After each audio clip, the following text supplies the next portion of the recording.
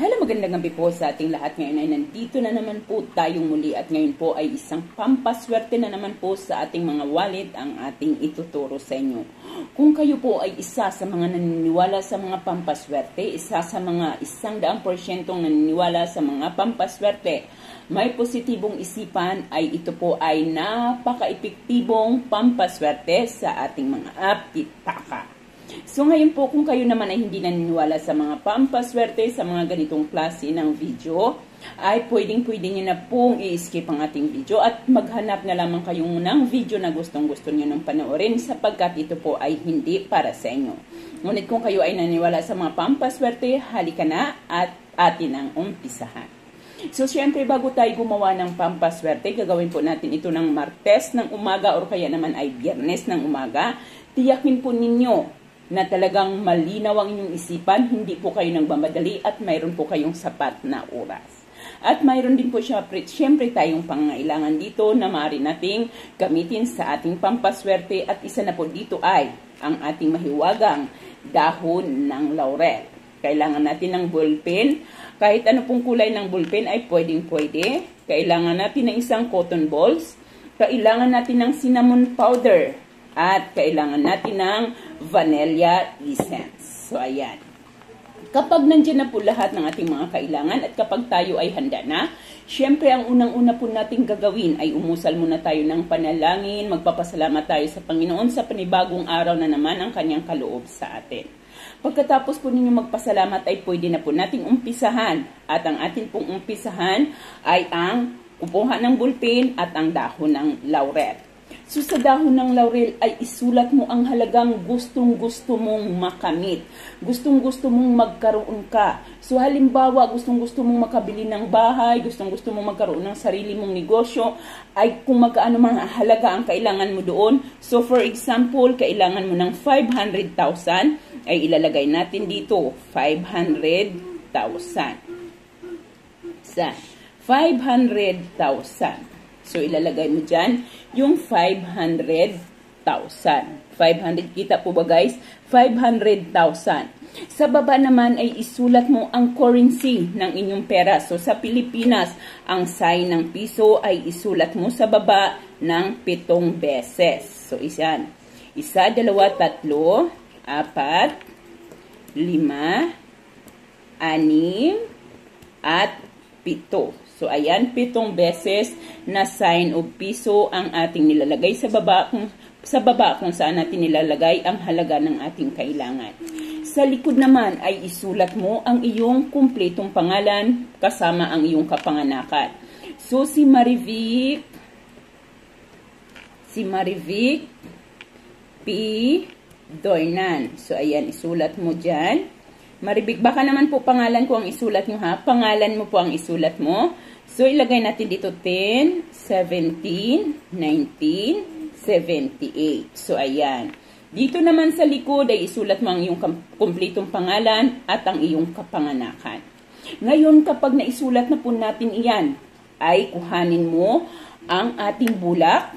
Kuhanin mo ang ating bulak at patakan mo ito ng isang patak po lamang ng ating vanilla essence. So, ayan guys, isang patak po lamang.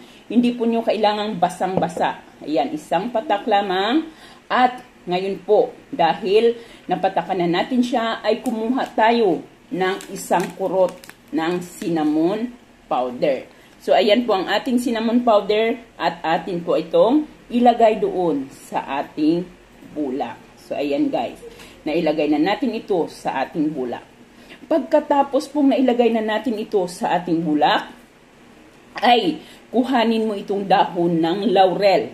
Kuhanin mo ang dahon ng laurel at punasan mo ang buong dahon ng laurel ng ating cinnamon powder at ng ating vanilla essence na ating inilagay sa ating bulak. Habang pinupunas mo ito, ay usalin mo ang iyong kahilingan. So halimbawa, sinulat mo dito, ako ay magkakaroon ng salaping ito. Ako ay magkakaroon nito. Magkakaroon ako ng salapin na ito at handa na akong tanggapin ito. Ito ay mapapa sa akin. So, ganun guys, isusulat mo yan habang ipinupunas mo itong ating cinnamon. Huwag nyo pong masyadong idiin kasi po mabubura. So, para po hindi mabura ang inyong sulat, ay maaari tayong gumamit ng pentel pen or kaya naman po ay yung permanent na marker para po talagang hindi mawala ang sinulat ninyo dito sa ating dahon ng laurel. Paulit-ulit mo yung bigkasin, magkakaroon ako, maaangkin itong halaga na ito, mapapasa akin ang halaga na ito. I claim it, I claim it, I claim it. Habang pinupunasan mo po iyan ng likod at harap. Ngayon po, pagkatapos po ninyo itong punasan, ay hawakan mo ang dahon ng laurel at sa isip mo lamang pakaisipin mo na ang halagang sinulat mo dito sa dahon ng laurel ay iyong makakamit.